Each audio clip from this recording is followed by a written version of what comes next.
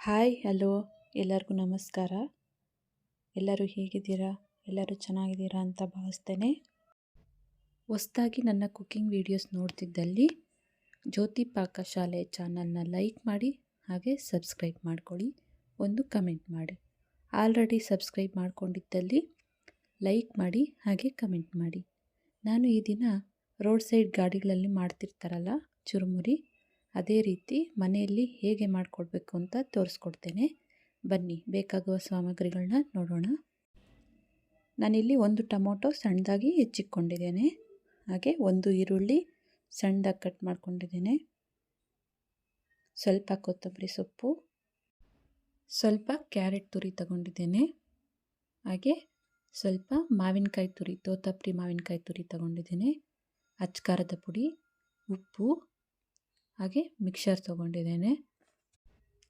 ನಾನಿಲ್ಲಿ ಮಂಡಕ್ಕಿ ಇವು ತೊಗೊಂಡಿದ್ದೇನೆ. ಇದರಲ್ಲಿ 2 ಥರ ಬರ್ತವೆ, ಯಾವ್ದು ಬೇಕಾದರೂ ಯೂಸ್ ಮಾಡ್ಕೋಬೋದು. ನಾನಿಲ್ಲಿ ಒಂದು ಬಟ್ಲಿಗೆ ಈರುಳ್ಳಿ, ಟೊಮೊಟೊ, ಹಾಗೆ ಕೊತ್ತಂಬರಿ ಸೊಪ್ಪು, ಕ್ಯಾರೆಟ್ ತುರಿ, ಹಾಗೆ ಮಾವಿನಕಾಯಿ ತುರಿ ಹಾಕ್ಕೊಳ್ತೇನೆ, ಹಾಗೆ ರುಚಿಗೆ ತಕ್ಕಷ್ಟು ಉಪ್ಪನ್ನ ಹಾಕ್ಕೊಳ್ತೇನೆ, ಹಾಗೆ ಅರ್ಧ ಟೀ ಸ್ಪೂನಷ್ಟು ಅಚ್ಕಾರದ ಪುಡಿ ಹಾಕ್ಕೊಳ್ತೇನೆ. ಇದನ್ನು ಒಂದು ಸ್ಪೂನಲ್ಲಿ ಚೆನ್ನಾಗಿ ಈ ರೀತಿ ಕಲಿಸ್ಕೊಳ್ಬೇಕು. ಉಪ್ಪು ಖಾರ ಟೊಮೊಟೊ ಈರುಳ್ಳಿಗೆಲ್ಲ ಹಿಡಿಯೋ ಥರ ಈ ರೀತಿ ಕಲಿಸ್ಕೊಳ್ಬೇಕು.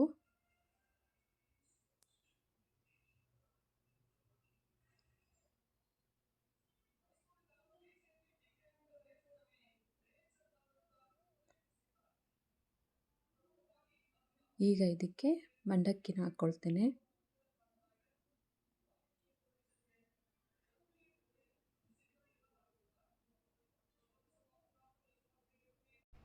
ಕಲಿಸ್ಕೊಳ್ಳೋಣ. ಇದನ್ನು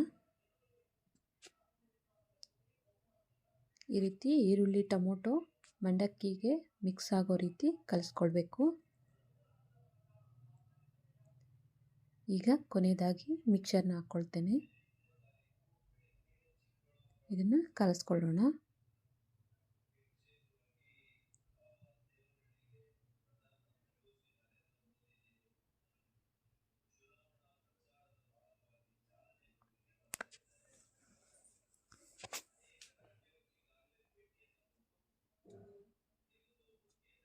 ನೋಡಿ, ಚುರುಮುರಿ ರೆಡಿ ಆಯಿತು.